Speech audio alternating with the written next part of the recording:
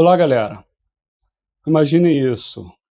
Você é dono de uma empresa honesta, acorda cedo para produzir e entregar, pagando impostos rigorosamente em dia, mas vê um concorrente espertalhão que simplesmente ignora as obrigações fiscais, baixa preços em cerca de 25%, conquista o mercado e ainda abre uma nova empresa quando o fisco chega perto.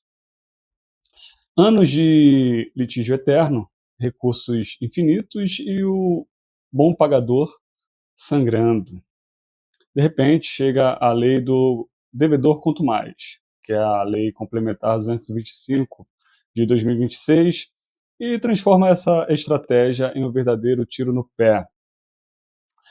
É o fim da farra ou uma caça às bruxas disfarçada? Sejam bem-vindos a este canal, onde hoje vamos mergulhar ainda mais fundo nessa lei que está dando o que falar no direito tributário no Brasil. Vou trazer aqui cenários reais da sua rotina empresarial, com uma análise profunda ancorada na Constituição Federal, no Código Tributário Nacional e na própria lei do devedor quanto mais, né, a Lei Complementar 225 de 2026, revelando os critérios objetivos, procedimentos implacáveis, sanções pesadas e proteções para quem joga limpo. Fiquem até o final, porque eu vou te entregar um guia prático, completo, como identificar se a sua empresa corre risco, o que fazer em 30 dias e como virar, entre aspas, um bom pagador com selos que podem abrir portas. Se inscrevam, ativem o sininho e vamos nessa batalha fiscal que separa os sérios dos espertos. Vamos direto ao que está mudando tudo. A Lei Complementar 225 de 2026, que foi sancionada agora, no dia 8 de janeiro. Instituiu o Código de Defesa do Contribuinte e criou, pela primeira vez, parâmetros objetivos para identificar o devedor quanto mais. E a lei trata como sendo aquele que usa a inadimplência tributária como verdadeira estratégia de negócio, prejudicando os concorrentes honestos e principalmente o erário público, né? Como define o artigo 11 da Lei Complementar 225, considera-se devedor quanto mais o sujeito passivo cujo comportamento fiscal revela inadimplência substancial, reiterada e injustificada. No âmbito federal e subsidiariamente para os estados e municípios.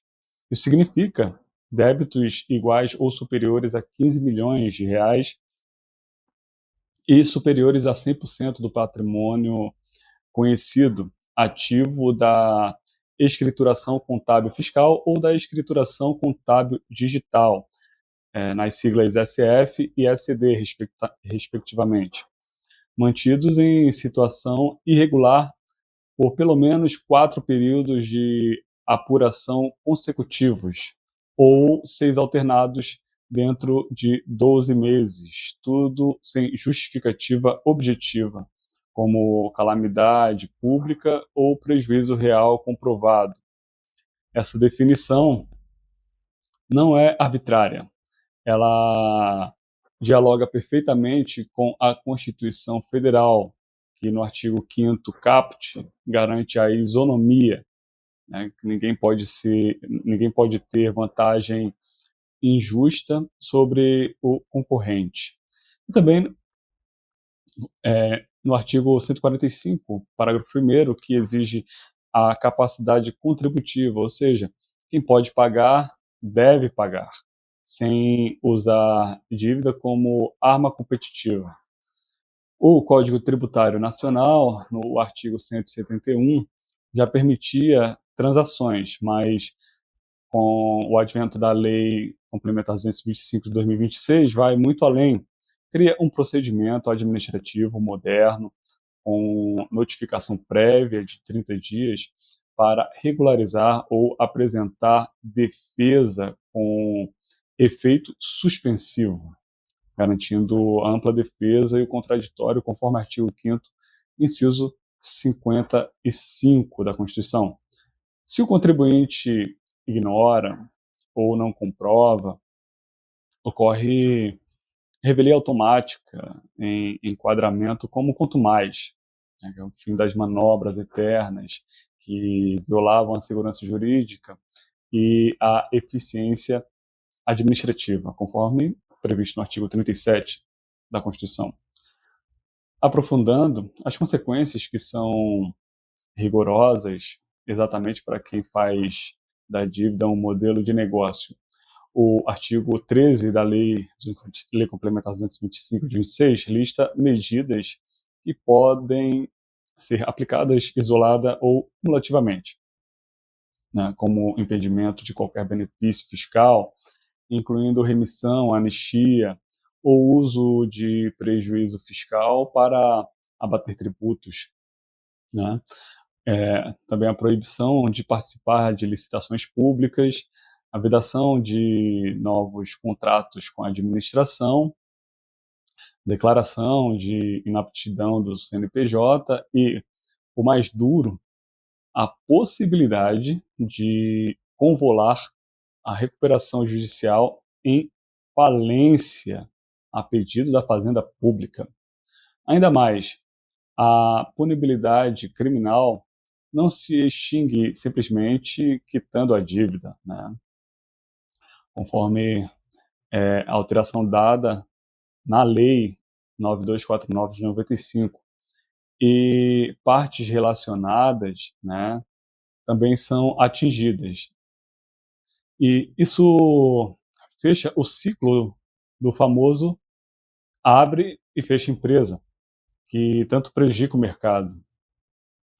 Um exemplo prático para contextualizar. Pense na empresa X, né, do setor de varejo eletrônico, né?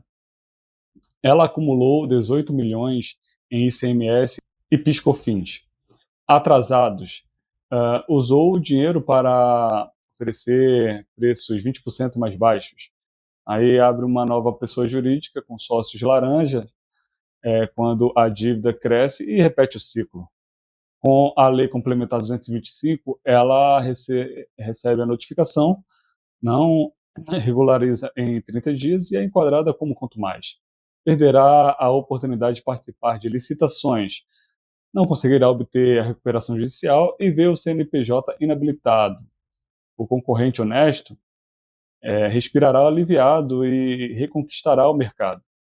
Do outro lado, a lei premiou o bom contribuinte com selos de conformidade, conforme o selo Confia, né, Sintonia e OEA, trazendo benefícios concretos, a prioridade no atendimento, a redução das fiscalizações, os bônus na CSLL e a maior previsibilidade. Isso incentiva a autorregulação e alinha o Brasil às administrações tributárias mais modernas do mundo, promovendo a boa-fé e a moralidade administrativa, nos termos do artigo 37 da Constituição.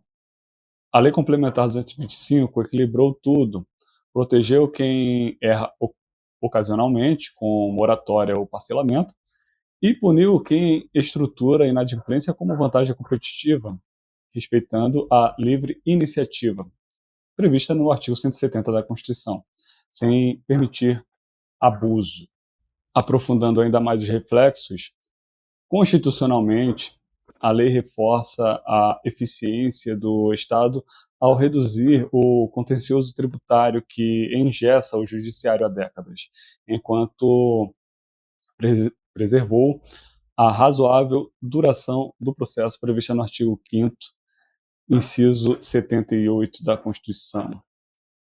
No CTN, né, ela atualizou o artigo 171 ao exigir que transações não beneficiem contumazes e criou transparência total via integração ao CADIM e divulgação pública. Para as empresas, é um alerta. Quem planeja com compliance sai na frente.